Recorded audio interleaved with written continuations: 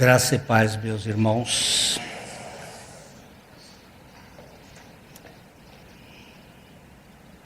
Sexta-feira,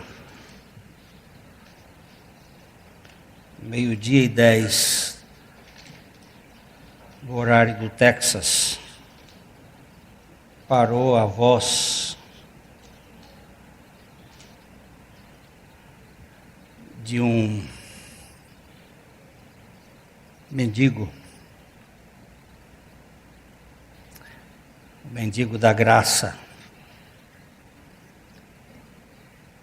Brennan Manning dormiu e ele é uma das pessoas que tem me ajudado a ser desconstruído nesse sistema que eu vivo desde a minha infância, da meritocracia. E de um lado eu fiquei triste, do outro lado eu fiquei muito alegre, porque ele deixou um legado do que é evangelho e do que não é evangelho. Eu tenho visto muitas críticas ao Brennan.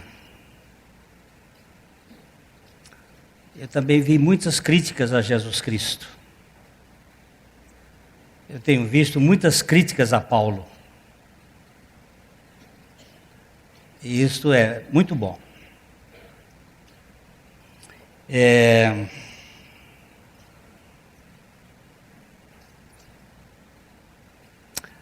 Casal de classe média recebeu pelo correio um envelope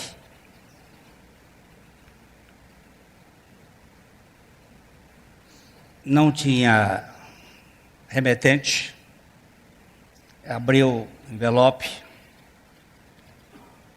e estavam duas entradas para um concerto. Quem mandou esse presente para nós? Cidade grande como São Paulo, um belo concerto no Teatro Municipal, não é tão barato, mas 2 para tal dia.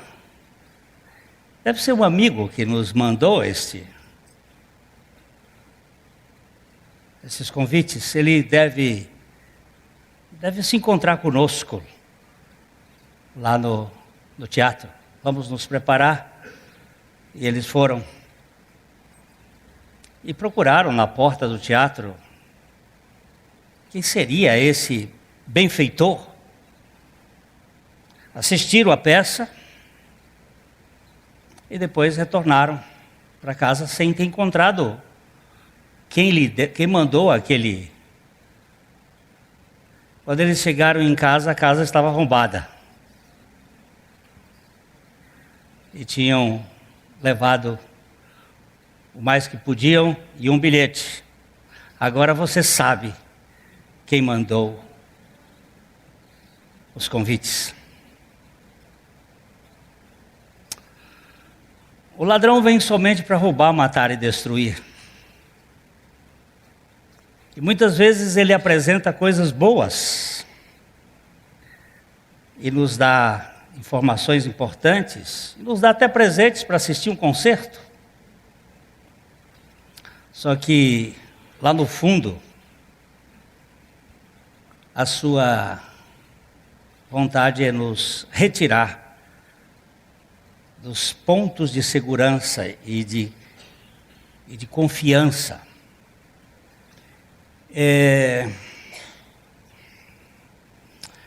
Como é sabido, não basta pregar teologia de prosperidade. Tem-se que ter testemunhos poderosos, como o Deus moderno, é poderoso para realizar todos os desejos de quem dá os dízimos, as ofertas, paga os carnês, sendo quase um gênio da lâmpada gospel, que abençoa os que são fiéis. Assim, nessas igrejas, os testemunhos de todos os que tiveram grandes vitórias, do fulano que morava na rua e agora tem 3 casas, 2 carros e um iate, do cicrano que conseguiu restituir o casamento e ficar milionário, não necessariamente nessa ordem, do outro que foi curado das doenças incuráveis, isto pulula por todos os lados. É claro que Deus tem todo o poder para fazer tudo isso e muito mais, mas a sua vontade soberana fica onde?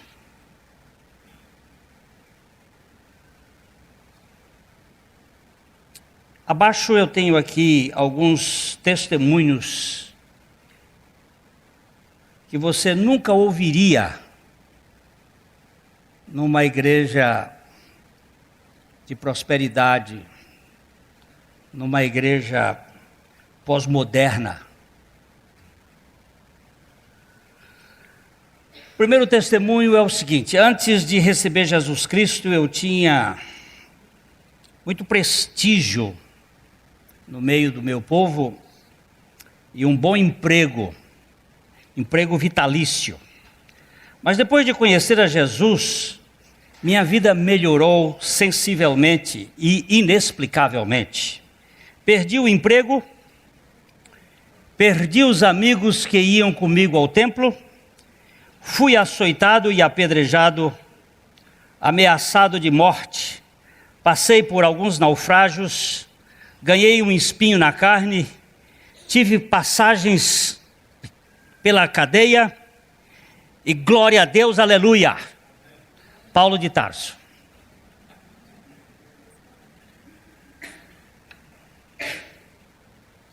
Eu era muito rico, milionário, filho de uma família muito rica, tinha tudo de bom e do melhor, mas algo faltava na minha vida. Mas aí, Jesus apareceu, tocou-me e minha vida melhorou completamente. Abri mão de toda a minha fortuna e fui trabalhar com os pobres. Tornei-me pobre como eles. Passei por muitas dificuldades. Fui desprezado pelos líderes da minha igreja. Mas glória a Deus. Francisco de Assis. Irmão Sol, irmão Lua.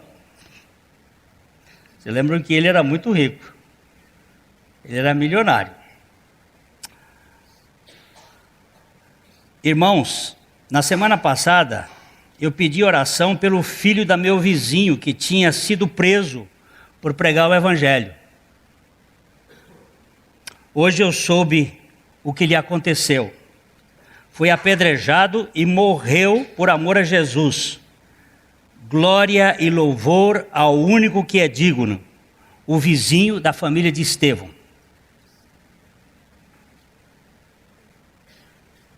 Vocês nunca vão ouvir esse tipo de testemunho na igreja contemporânea. Deus finalmente trouxe a resposta à nossa campanha de jejum e oração por nosso irmão. Oramos durante muito tempo e nessa tarde ele foi morto na fogueira por defender o evangelho de Jesus Cristo. Enquanto era consumido pelas chamas, quem assistiu disse que ele cantava bem forte: Jesus Cristo, Filho de Deus, tem misericórdia de todos nós. Seu coração, encontrado entre as vísceras, foi espetado numa estaca e assado até consumir por completo, numa morte humanamente humilhante. O Senhor seja louvado e glória a Deus, porque as nossas orações foram atendidas. O amigo de John Hus.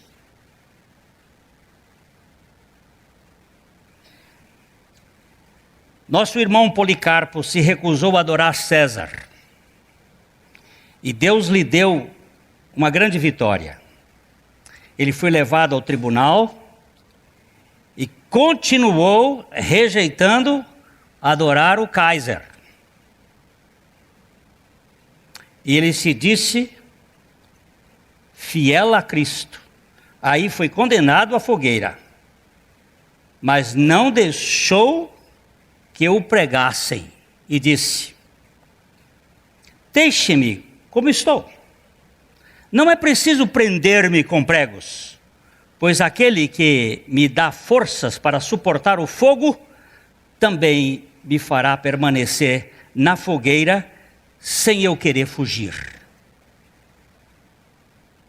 Ó Pai, eu te bendigo por me teres considerado digno de receber o meu prêmio entre os mártires.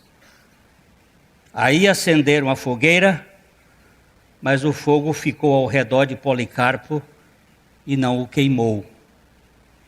E então o carrasco lhe enfiou uma espada e saiu tanto sangue do seu corpo que apagou a fogueira. Aleluias! Cristão que prefere manter-se anônimo, contando a respeito do seu irmão. Soubemos que Deus completou a obra na vida dos mártires Maturo, Santo, Blandina e Átalo. Após passarem a noite sofrendo as piores torturas, continuaram a se dizer cristãos.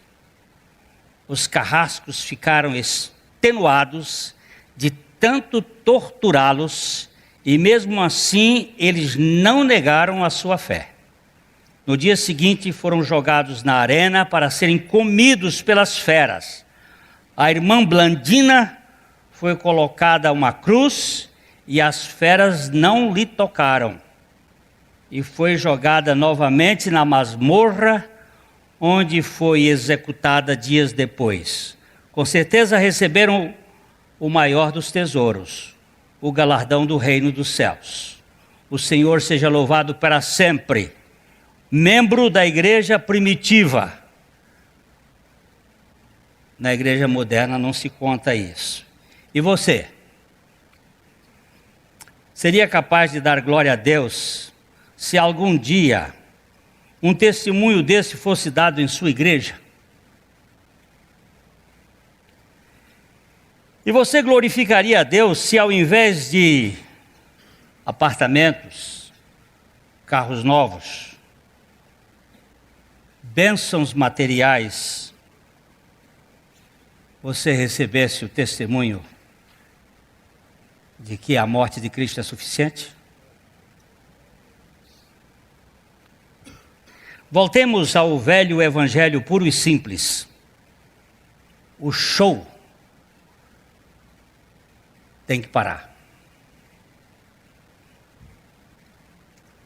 Isso está num site chamado Web Evangelista, postado no dia 9/4 de 2013, também essa semana passada.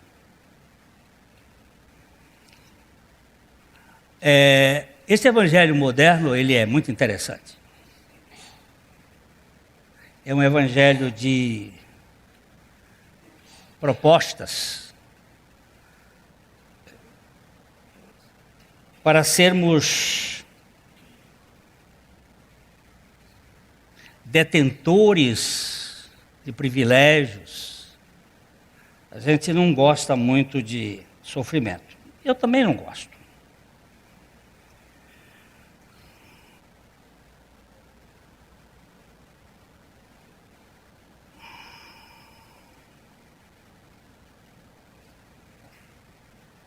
Vocês se lembram daquele texto do Salmo 110, versículo 5, 6 e 7? Já está aparecendo aí? Vocês estão olhando assim, admirados? Estou vendo os olhos. Vamos ver se ele sai aí. Salmo 110, 5, 6 e 7.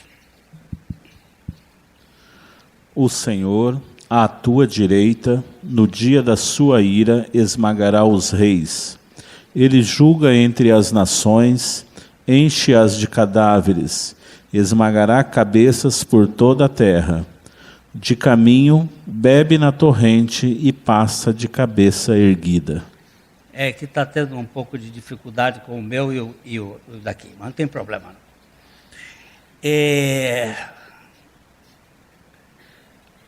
Ele vai destruir os reis. Nós estamos olhando que existe uma conspiração contra o ungido. Já dá para sair aqui?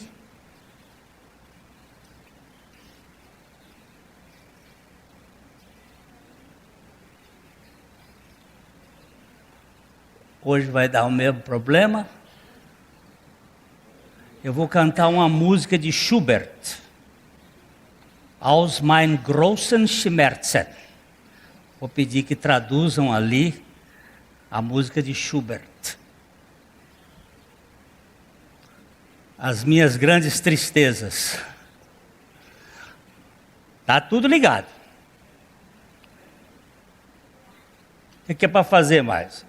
Aqui está tudo funcionando. Tudo ligadinho, conforme diz o. Eu não tenho problemas de esperar, não.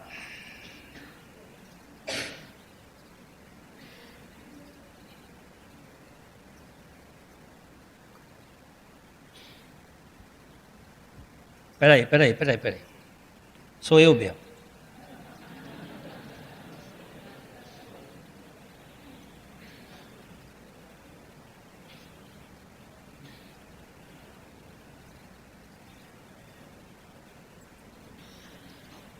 Saiu? Sou eu mesmo.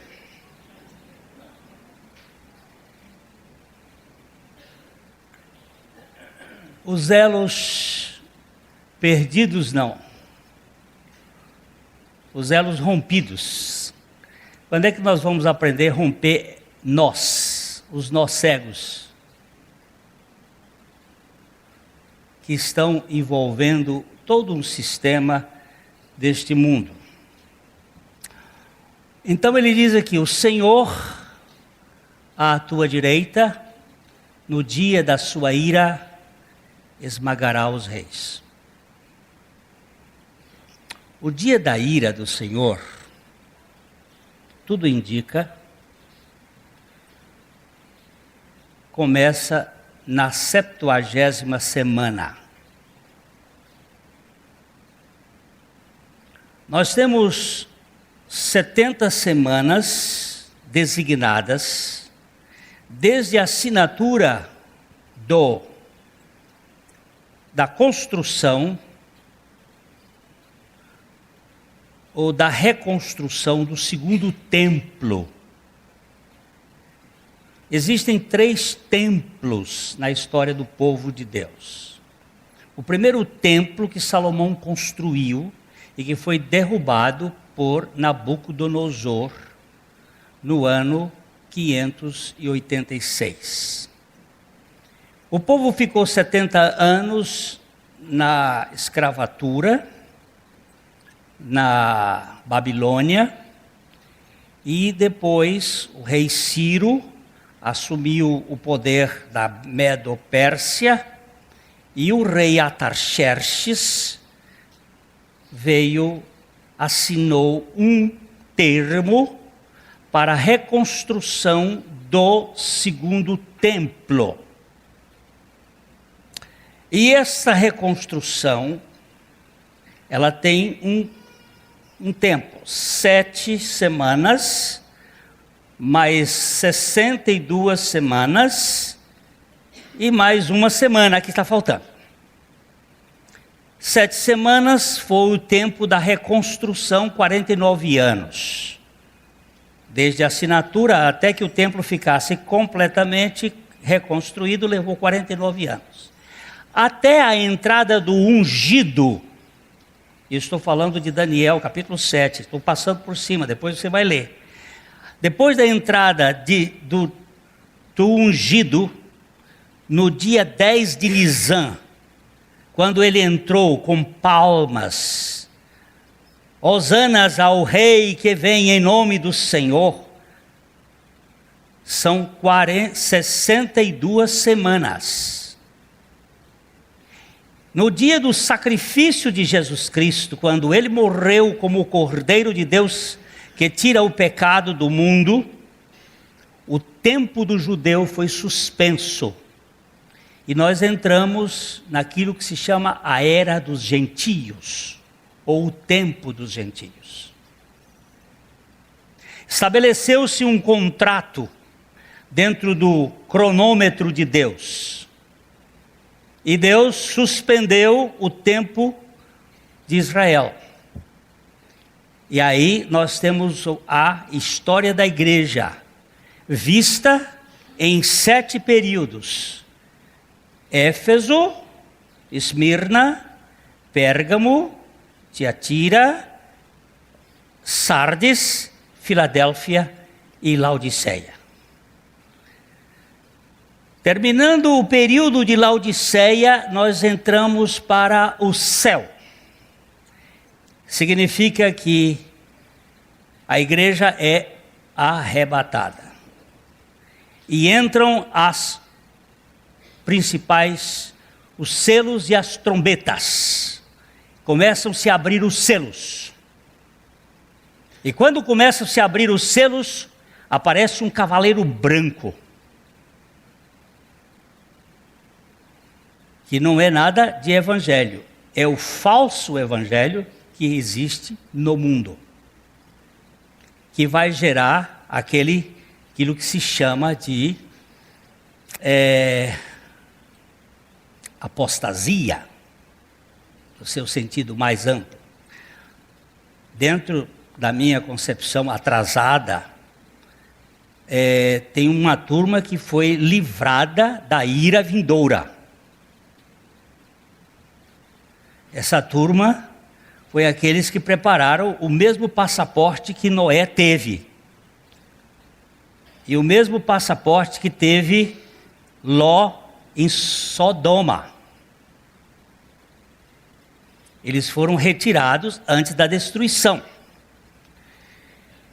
Então, nestes 3 versículos, nós temos a história final da vitória sobre os reis que ele vai esmagar, que são as cabeça, Babilônia, o peito, Medo-Persa, a Grécia e Roma, que estão todos eles alinhados nos 10 artelhos, que são as 10 nações que estavam na Europa, no tempo do Império Romano, de onde formam toda esta gama europeia moderna. A partir daí vai ter uma série de acontecimentos. E estes conspiradores, que vêm desde os egípcios e babilônios, assírios, babilônios, medo-persas, eles são anticristo. Eles são contrários ao princípio da humildade e da mansidão. Então eles envenenaram a terra com a meritocracia, que é o valor do humanismo. Então esse texto aqui mostra que os reis da terra, o Salmo 2, se levantam, e os principais, os que governam o sistema de Bilderberg, depois vocês vão estudar, conspiram contra o Senhor, contra Javé e contra o seu ungido, dizendo: rompamos os seus laços e sacudamos de nós as suas algemas. Quais são os laços de Deus para conosco? Nós vamos verificar. Ele tem um laço de carne, um laço de amor, um laço de libertação.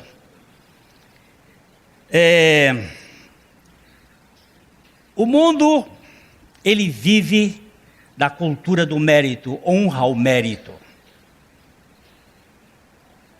Nós somos consumidos todos os dias, no trabalho, na escola, nos sistemas, por esta questão de ser o melhor, de ser o maior, de poder conseguir, e isto é uma espécie de roubador de energia. Nós não somos assim como pessoas que estão dentro de casa e como uma criança amamentada no colo de sua mãe, amamentada, suprida e aconchegada. Não, nós somos o tempo todo como atletas que estão correndo para poder chegar no pódio. E quando não chega em primeiro lugar, ele fica deprimido. E vocês estão vendo as brigas na Fórmula 1, que da mesma equipe, um passando o outro para trás, porque isto não é possível, eu ser o segundo. Esse é o sistema de consumir gente, que é o sistema do mérito. O sistema do mérito, ele tem uma cadeia invisível. Olha, diz aí o texto, professor Manuel. E o Senhor de José o tomou e o lançou no cárcere, no lugar onde os presos do rei estavam encarcerados. Ali ficou ele na prisão. Gênesis 39, 20 está contando a história de um moço que não se dobrou aos caprichos de uma mulher que o queria, a Potifera, porque a mulher do Potifar deve ser uma Potifera, e ela se encantou com a beleza do Efebo, aquele moço jovem de 17 anos, bonito, e ela quis transar com ele, e ele não aceitou. Ela montou um esquema em que ele deixou a capa. Quando a gente deixa a capa, aí fica um pedaço. E o Potifar acabou colocando nas grades, onde estavam os presos do rei. Esse é o sistema que aprisiona, que não liberta, que aprisiona invisivelmente muitas pessoas que vivem em cadeias invisíveis e até mesmo em cadeias invisíveis. Hoje nós moramos numa cidade, Londrina, com mais de 500 mil habitantes, onde o trânsito é insuportável em determinados momentos, mas o pior de tudo é que nós moramos presos, casas cercadas de fios elétricos, onde nós não podemos viver e os bandidos estão soltos, defendidos pelos direitos humanos.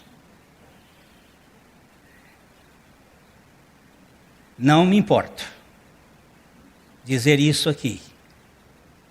Nós somos os presos. E o sistema desse mundo aprisiona cidadãos e solta bandidos. E os bandidos comandam de dentro das prisões, com aval de suas autoridades. Se eu estiver dizendo mentira, vocês podem gritar.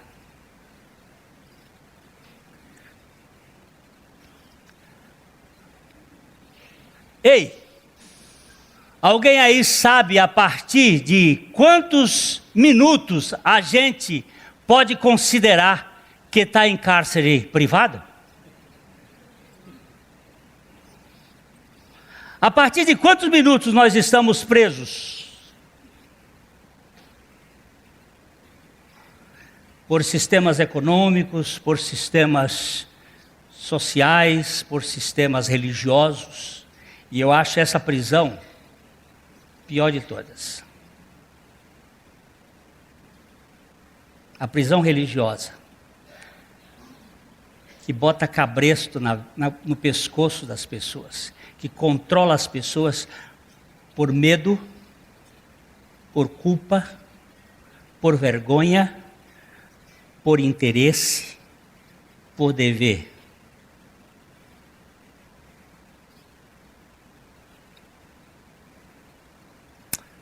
O sistema opressor do trabalho é uma desgraça que está acabando com o povo. Estresse. Esse final de semana, pela graça do Senhor, eu fui convidado por um irmão a passar de sexta-feira à noite até hoje, por volta das 11 horas, numa ilha aqui no 1º de maio. Silêncio, gostoso, conversa, bom papo, boa comida, tranquilidade. Voltei de lá desestressado. Mas hoje nós estamos vivendo o estresse do dia a dia. Amanhã é segunda. Os americanos têm um ditado que eles chamam TDTF. Thanks God today's Friday. Obrigado Deus, hoje é sexta. Sexta é dia de... Mas misericórdia pela segunda-feira. Porque temos que entrar num roldão de exigência, de cobrança, e cada dia mais o jovem que está entrando no mercado de trabalho é cobrado como se ele fosse farinha de moinho. Estou dizendo besteira?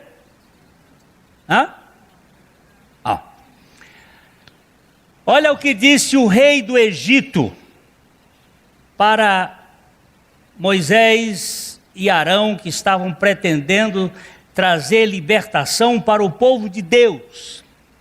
Daqui em diante não torneis a dar palha ao povo, para fazer tijolos como antes, eles mesmos que vão e ajuntem para si a palha. E exigireis deles a mesma conta de tijolos que antes faziam. Nada diminuireis dela. Estão ociosos e por isso clamam. Vamos e sacrifiquemos ao nosso Deus. Eu quero mostrar uma coisa para vocês. Hoje nós estamos refém do sistema de lazer e das pessoas que estão estressadas e precisam de um pouco de descanso. Eles criaram um culto. É o culto a personalidades, é a adoração aos ídolos do futebol, do vôlei, do coisa, aquele outro, e mantém você preso o tempo todo em cima de uma telinha que é um lugar, que é um oratório, um nicho onde as pessoas veneram o Deus deste mundo, o homem, como Deus sereis.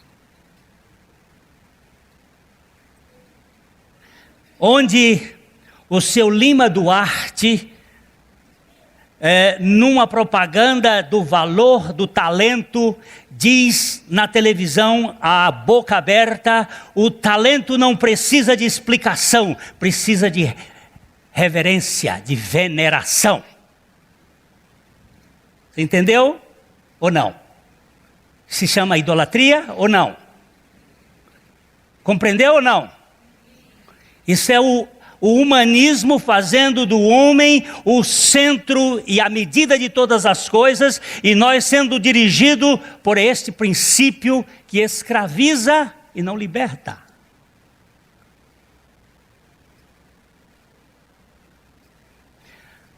Vocês tinham palha, agora vocês vão caçar palha e vou botar mais peso nas costas de vocês. Cada vez mais os bichinhos estão cansados. Meu filho trabalha lá em São Paulo, às vezes eu ligo para ele, só está a capa do celular. Só está a capa. Consumido. Meu filho, o que você está fazendo? É o sistema, pai. E nós não temos nada que realimente faça o feedback dessa energia para que nós possamos ir para a ilha do sol e receber. Nós não temos ilha do sol. Estou falando de modo espiritual. Por favor, transfira o físico para o metafísico. É o tempo todo sendo consumido. Não me responda. Quem tem 5 minutos de meditação bíblica por dia, não levanta a mão, para não mentir.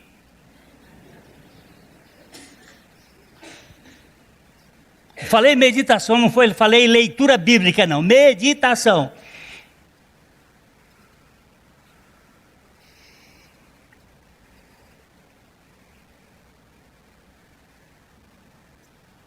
Sabe como é que se chama esse cara aqui, com o chicote na mão? Sabe como é que chama ele?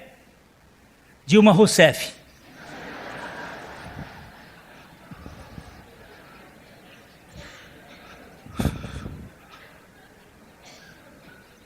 Esse aqui com a tabinha aqui, sabe como é que ele chama? É o manteiga.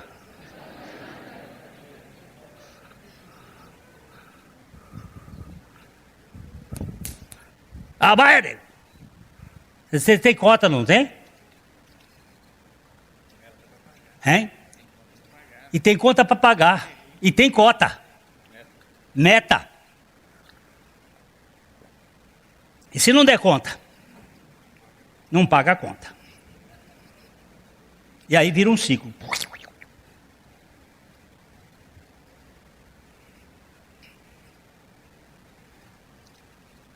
A loucura, olha o que Salomão disse.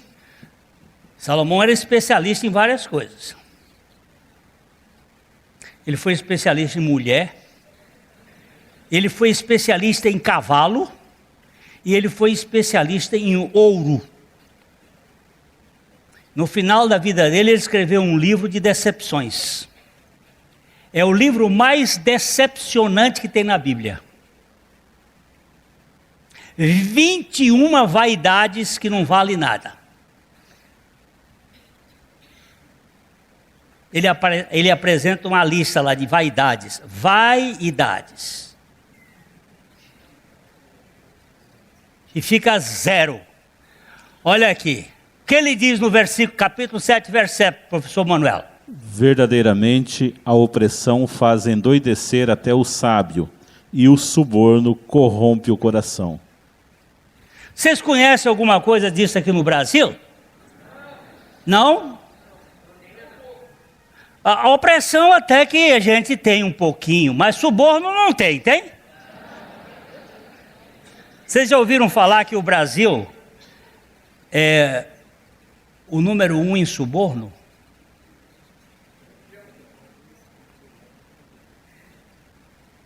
Ninguém faz nada nesse país sem subornar alguém.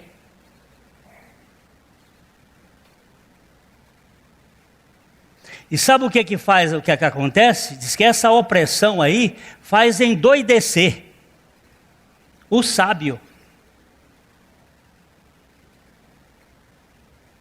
Então, quando você viu uma pessoa meio doida na rua, saiba que esse é sábio. Já enlouqueceu.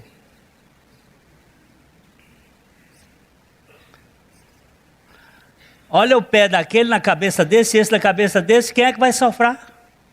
Quem estiver embaixo é a formiguinha. Eu estou olhando para o Fernando aqui, o Fernando parece que tem um pé na cabeça dele, que ele está assim. Ó.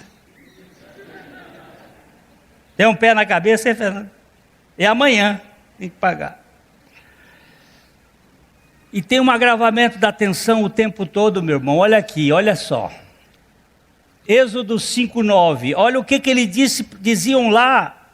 Não é para aliviar, não, é para agravar a coisa, é para maior opressão. Amanhã você tem mais opressão. Agrave-se o serviço sobre esses homens, para que neles se apliquem e não deem ouvidos a palavras mentirosas. Daqui a pouco eu vou falar um pouquinho de palavras mentirosas para vocês. Palavras de libertação. São palavras mentirosas. Eles dizem, isso é palavra mentirosa. Não existe libertação. Vocês têm que ser escravos do consumismo, do hedonismo, da aparência. Vamos lá, você tem que ser mais rápido. O sistema aprisional dos gêneros. Senhoras e senhores, e principalmente vocês mulheres, o maior inimigo contra as mulheres, quem é? Quem é o adversário contra as mulheres? Número 1, Satanás. Ele não gosta de mulher nem a pau, sabe por quê? Porque Deus disse assim, porém inimizade entre ti, serpente, e a mulher, entre a tua descendência serpentária e o seu descendente, o descendente da mulher, e o único descendente da mulher que houve até hoje na face da terra, foi Cristo Jesus, o Verbo encarnado, que veio para esmagar a cabeça da serpente e o poder da serpente que governa todo o sistema com o seu caminhar sinuoso neste universo. Até o capítulo 12 de Apocalipse, ela está no céu, mostrando o seu problema de governabilidade, que chama-se Kundalínica, força kundalínica, a força da serpente. No capítulo 12 de Apocalipse, caiu do céu o antigo dragão, a serpente, porque Miguel teve uma luta com ele e ele caiu por terra. Até aí, ele está lá no céu, acusando você e a mim, na presença de Deus. Se você pensa que Satanás está no inferno, você está redondamente enganado. Ele vai para lá só depois do Armagedon. Só depois do milênio. Por enquanto, não. No milênio ele vai ficar preso por 1000 anos. Mas por enquanto ele está realizando uma tarefa lá no céu, acusando de dia e de noite. Porque a coisa que ele sabe fazer, e faz bem feita, é acusar. Desmanchar aquilo que Cristo já fez. Quer dizer, tentar desmanchar, porque não pode. O sistema que aprisiona as pobres das mulheres está em Esther. A dona Vasti era esposa de Assuero, ou Xerxes I. E ela resolveu não dar as caras na hora do banquete. O Xerxes preparou para dizer às suas 128 províncias de que ele era o Kaiser do mundo. Esta palavra vai aparecer depois nos Romanos, o Kaiser. Vocês já devem ter ouvido por aí, lá pelo início do século 20, o Kaiser tomando lugar, e ele vai tomar lugar. Tomando lugar lá pela Alemanha. Quem foi esse Kaiser? Pois é, mas aquele era fajuta. O que virá em breve? Não.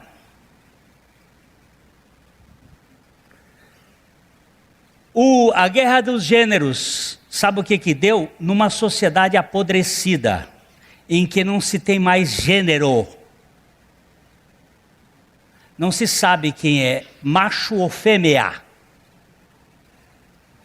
Isso se deve ao senhor George Hegel e a sua filosofia chamada dialética. Acabou o gênero. Agora a criança nasce, não precisa colocar pai e mãe, filhos de. Isso está nas leis brasileiras. Estou falando de países fora do planeta. Quando for ouvido o mandado que o rei decretar em todo o seu reino, vasto que é, todas as mulheres darão honra a seu marido, tanto ao mais importante como ao menos importante. Isso era uma ordem que foi quebrada depois da Segunda Guerra Mundial, que gerou um sistema de revolução feminista, porque são chamados os contrapontos ao mesmo sistema que criou o comunismo, criou o capitalismo. É o mesmo, financia um e financia outro. Para quê? Para a destruição daquilo que se chama família. Esse é o aprisionamento dos gêneros. Não se tem mais conotações relacionais.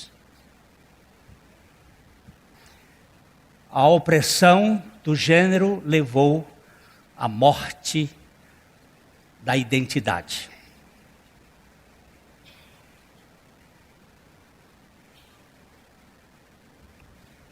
Quem é você? Segundo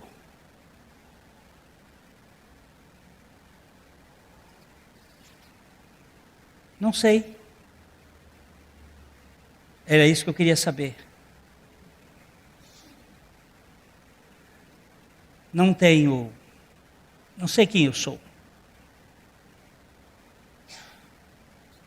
Eu perdi a minha identidade.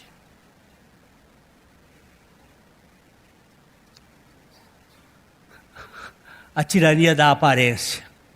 Oh, coisa linda. Olha a pancinha. Tanquinho. Olha que figuras. Isso são ídolos gerenciados por alto poder econômico para trazer a apreciação do estético. Lembre-se de uma coisa, a árvore era bela aos olhos. E a aparência, nós estamos lutando com toda... Olha só esse cidadão aqui que foi um ladrão de corações. Não havia, porém, em todo Israel, homem tão celebrado por sua beleza como Absalão. Da planta do pé ao alto da cabeça, não havia nele defeito algum. 2 Samuel 14, 25. Você imaginou? Da planta do pé ao ápice da cabeça, não havia nele defeito algum. Você sabe o que esse moço fez? Ele matou um irmão porque o irmão fez um incesto com a irmã, que era a Tamar, irmã de sangue dele. Depois ele fugiu do pai e depois ele voltou e foi para a porta de Jerusalém para roubar o coração do povo. Toda pessoa que chegava lá, Davi era rei, toda pessoa que chegava lá, ele pegava na mão, ele se inclinava, beijava a mão da pessoa e dizia assim: quem dera tivesse alguém que se interessasse no reino por você, aqui em Jerusalém. E começou a furtar o coração do rei para ele. Assim como o humanismo furta o coração das pessoas de Cristo para o sistema, para a igreja, para o pastor, para o sistema. Qualquer pessoa que furta o coração para a pessoa é ladrão e procura isso com o espetáculo do humanismo, não é apontando para o Cordeiro de Deus que tira o pecado do mundo. Porque nós só temos libertação quando Ele tirar a corda do nosso pescoço. Essa turma da aparência é um negócio. O jogo do poder. Vamos ler Abacuque 2:5. Assim como o vinho é enganoso, tampouco permanece o arrogante, cuja gananciosa boca se escancara como o sepulcro, e é como a morte, que não se farta. Ele ajunta para si todas as nações e congrega todos os povos. Ele está falando desse sistema de poder que existe neste mundo.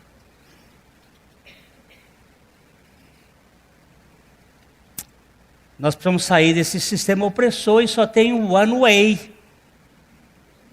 Não tem outro caminho.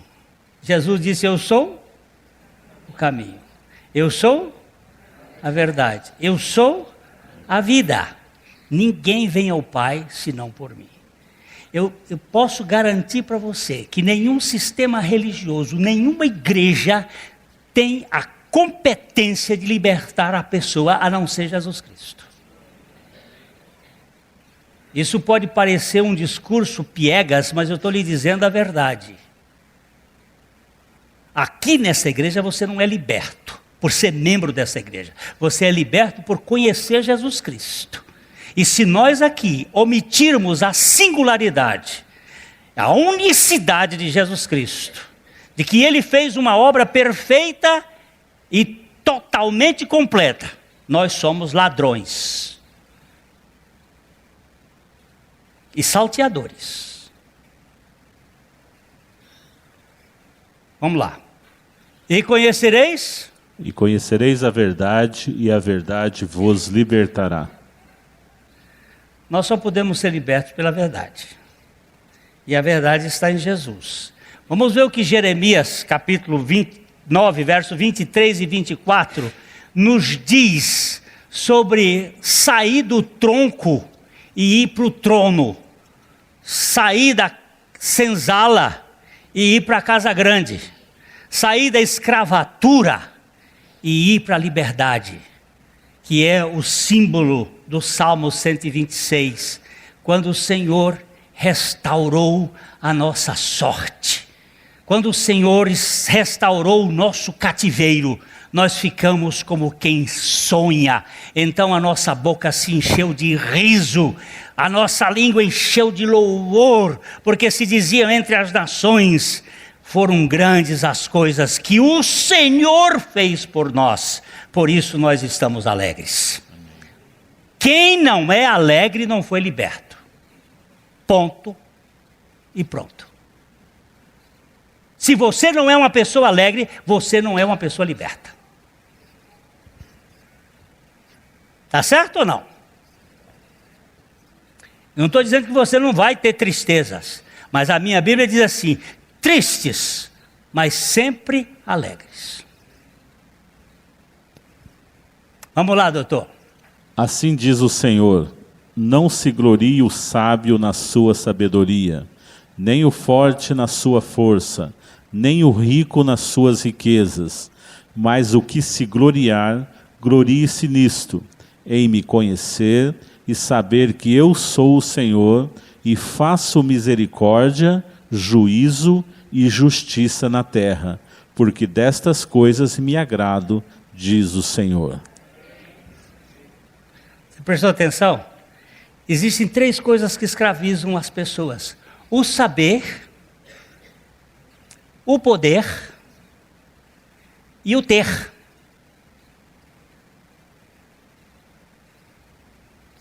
Sabe o que não escraviza a pessoa? O ser amado.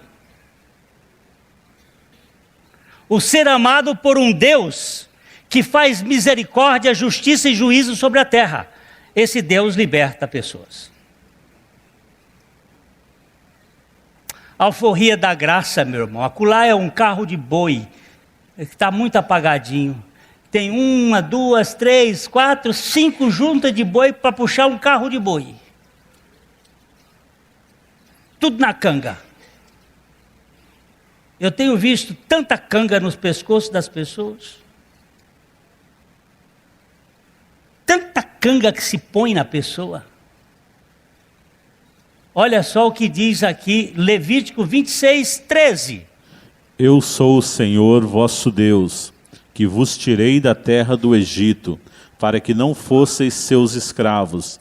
Quebrei os timões do vosso jugo e vos fiz andar eretos. Eu agora descobri na minha Bíblia por que eu não posso ser corintiano.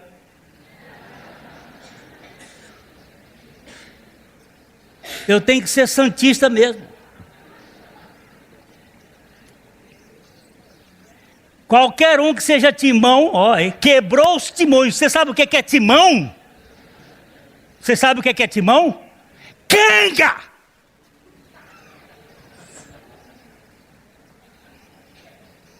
Ah, agora que eu vejo, é canga. Esses adoradores de Corinthians e de Santos e de Fluminense e de Vasco e de quem quer, de Palmeiras, de quem quer que seja, tudo estão debaixo do timão, da canga, do humanismo. Você vai dizer que a gente não pode torcer? Pode, mas não pode ficar torcido. Consumido, arrasado, chupado como uma laranja que se usa e depois. Ele está dizendo, eu tirei da terra do Egito para que não fosses escravo, para que vocês fossem povo livre, filhos, para que vocês tenham libertação e não vivam com medo de ninguém. Nós vamos trabalhar com os homens agora, nesse mês de mês de maio, nos dias 17, 18 e 19, sobre um texto. A luz veio ao mundo, mas os homens amaram mais as trevas do que a luz, porque as suas obras eram más. Quem pratica o mal aborrece a luz, mas quem pratica... Não. Quem pratica? Eu escutei aqui. A verdade vem para a luz. Ele opõe mal com verdade e não mal com bem. Quem pratica o mal aborrece a luz, mas quem pratica a verdade vem para a luz, porque as suas obras foram feitas por Deus, ou em Deus. As obras são de Deus e não as suas próprias obras. Mas quem pratica o mal aborrece a luz e não vem para a luz, para que as suas obras não sejam arguídas. Para trabalhar com homens com isto, nós vamos trabalhar com a luz da verdade para todo pedófilo, todo homossexual, todo mentiroso, todo ladrão como eu. Saia da sua toca e venha para a luz conhecer o amor furioso do Deus que liberta, que tira a canga. Porque tem muita gente aqui que vive aí com aquela carinha de santo, mas é santinho do pau oco, é podre. E não, porque não tem um lugar de amor que acolha, fica escondido o tempo todo atrás da moita. No Evangelho não precisa ninguém viver atrás da moita, não. Pode chegar e dizer assim, sou assistente de pornografia e não consigo me libertar. E aí o Deus da graça diz assim, e sou especialista em pornógrafo e sou capaz de libertar. Mas enquanto você ficar escondido, lá no seu mundo de mentira, a coisa não funciona, fica escravo. Característica do Evangelho. Olha só. Vamos ver Oséias 11, 4. Atraí-os com cordas humanas, com laços de amor. Fui para eles como quem alivia o jugo de sobre as suas queixadas, e me inclinei para dar-lhes de comer. Esse é um dos textos da minha experiência com Deus. Ali nós temos um jegue de cabresto do pescoço. Deus está dizendo, eu atraí-os com cordas humanas, eu me encarnei, eu sou Deus em carne humana, eu me inclinei para vocês. Efraim, você não precisa viver preso, eu liberto você, eu tiro o jugo de sobre a sua queixada, eu te dou comida para você comer, e você será livre. Eu tenho um banquete preparado para você. Bora correr. O jugo do evangelho é o quê? É leve. Se você só vê uma moça andando ali, ó. Andando não, ela está no braço de um ser. Há na internet um filmezinho bem interessante, onde os meninos estão brincando e Jesus está ali. Porque ele disse, eis que eu estou convosco todos os dias até a consumação do século. Se você olhar aqui, você olha o Silas, e nós olhamos o Silas como uma pessoa, mas o Silas está coberto com um manto de justiça em Cristo Jesus. Você crê nisso, Silas? De todo o meu coração. E para onde eu me ausentarei da tua presença? Para onde eu fugirei da tua presença? Se eu tomar as asas da asa e for o fim do mundo, tu ali estás. Para onde eu irei? Eu não quero ter medo de Deus. Eu já contei isso aqui, que eu estava entrando no Galpão Nelore há uns anos atrás. Eu acho que até deve ter alguém aqui que estava naquela ocasião lá. E eles estavam bebendo uma cerveja. Naquele tempo era mais pecado beber cerveja do que hoje.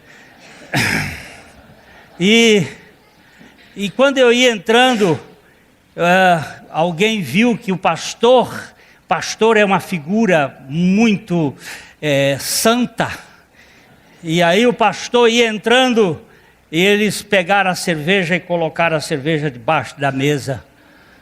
E aí eu cheguei, cumprimentei a todos ali, enfiei a mão debaixo da mesa, peguei a garrafa de cerveja, botei num copo deles e tomei.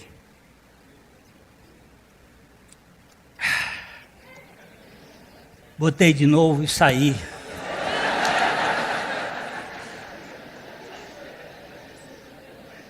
Meu Deus, esconder de pastor é uma porcaria. E de Deus?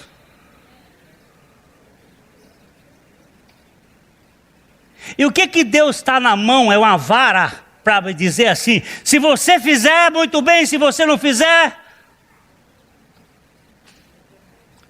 Todo o castigo que nos traz a paz estava sobre ele, e sobre as suas pisaduras nós fomos sarados. Nós precisamos entender que o evangelho é que nos muda.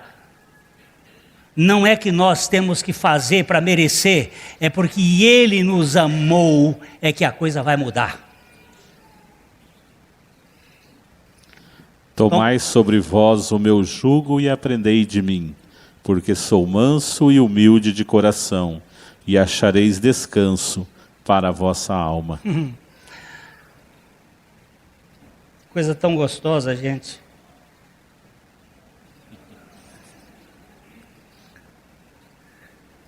Esse gatinho me chamou a atenção. Quando eu estava pesquisando lá, ele dorme na rede, tranquilamente. Quando é que você e eu vamos aprender a descansar na suficiência de Jesus Cristo?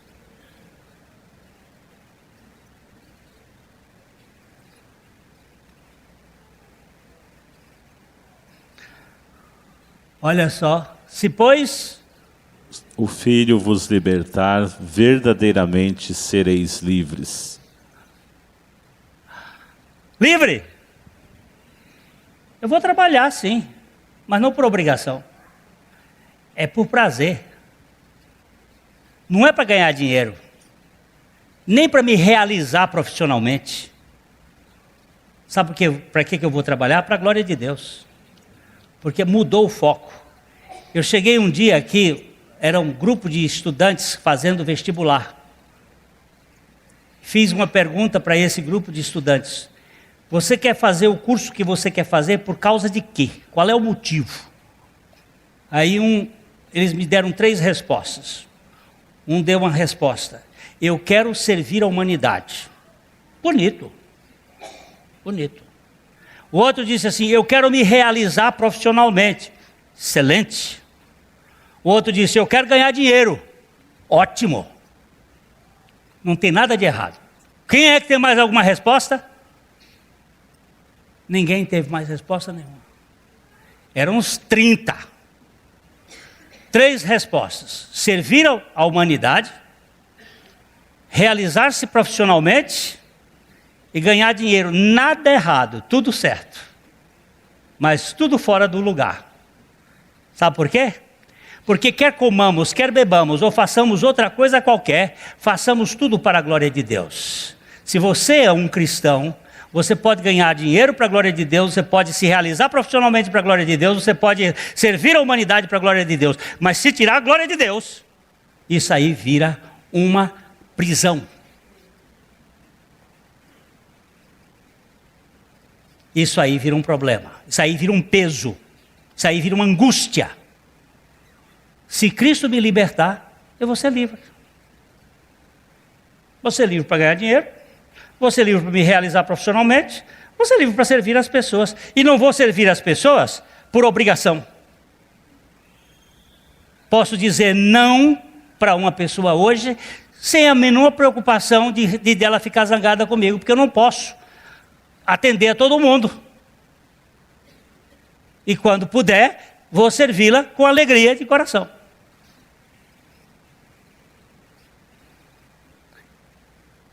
Há um texto bíblico aqui em 2 Coríntios capítulo 3, verso 17, que diz assim: ora, o Senhor é Espírito, ou é o Espírito, e onde está o Espírito do Senhor, aí há liberdade. A gaiolinha está aberta, neném. Augusto Veguelin Nogueira Paranaguá foi meu pai. Era agrônomo. Foi o primeiro ecologista que eu conheci. Não havia um cara que andasse com a gaiola na mão que ele não fosse lá, ou comprava a gaiola e soltava o passarinho, ou tomava do menino e quebrava a gaiola. Meu filho, o passarinho é para ser solto. É para viver na liberdade. No dia que ele morreu, durante uma semana, os passarinhos na fazenda não cantaram.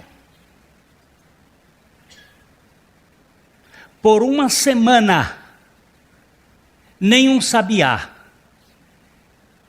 nenhum sofrê, nenhum pássaro preto, o melro. Eu estou falando aqui e Aldemar conhece muito bem a região, ele está aqui. Nenhum passarinho durante uma semana cantou. A natureza ficou triste, porque o defensor tem uma energia no ar. O defensor número 1 deles tinha dormido, mas antes dele morrer, nós estávamos ali, chegou um passarinho e entrou no quarto. E com a sua voz já fraca, ele disse: vem chuva. Vai chover. Era no dia 17 de novembro de 1987. No outro dia choveu.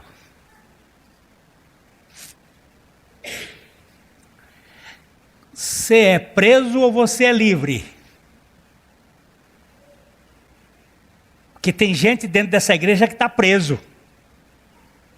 Tem gente até que diz que sou eu que estou prendendo eles. Tem medo do pastor Glênio. Manda esse pastor para o inferno. Meu irmãozinho, onde está o Espírito do Senhor, aí a liberdade, a casinha está aberta. Não tem ninguém que me bote peso nas costas.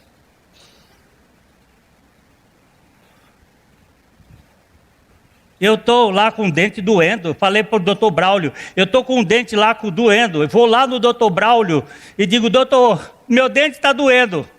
Aí ele me obtura, sarou. Eu vou querer dor outra vez? Eu era escravo do capeta, Jesus me libertou, eu vou querer de novo? Foi para a liberdade que Jesus me libertou. Eu não quero religião, não quero ninguém. Eu quero simplesmente a liberdade do amor.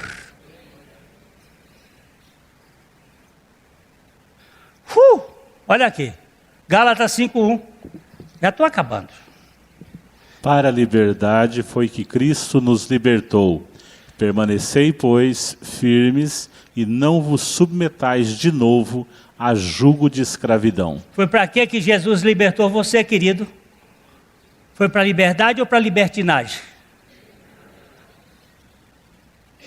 Quando você não perdoa, você é escravo. E quando você desce para a pornografia, você é escravo. E da libertinagem. Nós fomos fazer uma consulta a um médico essa semana, porque a gente está ficando velho. E as mãos vão aos ossos, tudo é duro. Está ficando ruim. E fui eu e a minha esposa, nós dois, ao médico. Porque assim a gente paga 2 consultas e ele faz um só. Já que esses sistemas de saúde nesse país, agora eu vou defender os médicos, é uma vergonha para pagar médico. Uma pessoa que trabalha com sua vida e recebe mixaria. Agora eu estou bem com vocês aí. Mas estou falando mentira? Eu escrevi um artigo para o negócio de doação, viu? Tem gente que não doa nem morto os órgãos deles. Aí nós fomos lá. Ele botou a mão aqui. Virou e disse assim, ó, isso aqui é mamãe. É coisa de mamãe. Artrite, artrose, é herança de mãe. Quem tem mãe com artrose, vai ter artrose, principalmente mulher. Artrite é outra coisa. Aí ele foi dar uma aula para nós. Aí virou e disse assim, essas doenças normalmente são doenças autoimunes. São doenças causadas pela pessoa para se autopunir. Eu lembrei de um texto bíblico que diz que quando eu escondi o meu pecado, os meus ossos envelheceram. Eu digo, olha lá. Davi já sabia disso. E ele disse assim, a maior parte dos cânceres são fruto de mágoas, amarguras. E eu quero falar agora para você, para o seu coração. Você tem alguma amargura no seu coração? Eu digo para você, não tente produzir desamargura. Olhe para Jesus que já levou sobre si. Porque foi pelas suas pisaduras que nós fomos libertos. Gente, eu não falei de libertinagem, eu falei de liberdade. Olha lá, leia Gálatas 5:13. Porque vós, irmãos, fostes chamados à liberdade, porém não useis da liberdade para dar ocasião à carne. Sede antes servos uns dos outros pelo amor. Sejam servos uns dos outros pelo amor. Por favor, aqui está dizendo assim, bebi demais, vou pegar o carro e ir para casa. Eu dirijo. A morte vai ali junto, meu irmão. Bebeu?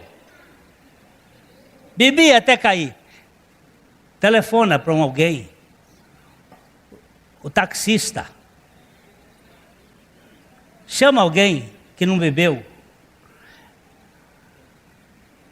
Vida é algo precioso. Meu sogro morreu por um médico bêbado. E a amante bêbada, dentro do carro, foram na frente do carro dele, ele dirigindo certinho na estrada Rio Santos. E nós perdemos uma vida por um bêbado. Você não tem o direito. O delegado disse lá naquele caso, é doloso. Sabe por quê? Você tinha intenção em matar. Porque bebeu. Aí os advogados estiveram me explicando que é um dolo especial. Qualquer coisa. Gente, conclusão. O Evangelho, ele é um paradoxo. É o leão da tribo de Judá e o cordeiro de Deus que tira o pecado do mundo. O paradoxo é que este leão vai pastar junto com o cordeiro. O paradoxo é que esse Deus quer nos livre, não para sermos idiotas, mas pode ser como Policarpo, ou como Francisco de Assis, ou como Paulo. Mas é para que nós caminhemos lá na fonte, de cabeça erguida, e bebamos da água, como o lobo habitará com o cordeiro, e o leopardo se deitará junto ao cabrito. O bezerro, o leão novo e o animal cevado andarão juntos, e um pequenino os guiará. Esta guerra tem este fim. Hoje nós terminamos o Salmo 110, dizendo: ninguém ganha do Cordeiro de Deus. Está escrito na sua coxa, o Verbo de Deus, que veio, venceu e nos deu a vitória dele, para que nós, todo aquele que tem sede, venha e beba da fonte da água da vida. O Senhor dê graça a você e a mim a crer, segundo diz as Escrituras. Daqui para frente nós vamos tratar de outros assuntos que Deus mandar. Mas o Salmo fica nesse pedestal de que o supremo sacerdote da ordem de Melquisedeque realizou uma tão grande salvação que pode me alforriar para toda a eternidade. A mensagem que você acabou de assistir faz parte do Ministério de Comunicação Palavra da Cruz. Temos um grande acervo de estudos bíblicos em áudio e vídeo. Distribuímos também gratuitamente o jornal mensal Palavra da Cruz. Entre em contato conosco pelo fone 0 operadora 43 3372 8900 ou pelo e-mail livraria@piblondrina.com.br. Visite-nos pelo site www.livrariapiblondrina.com.br ou acesse www.piblondrina.com.br. Graça e paz.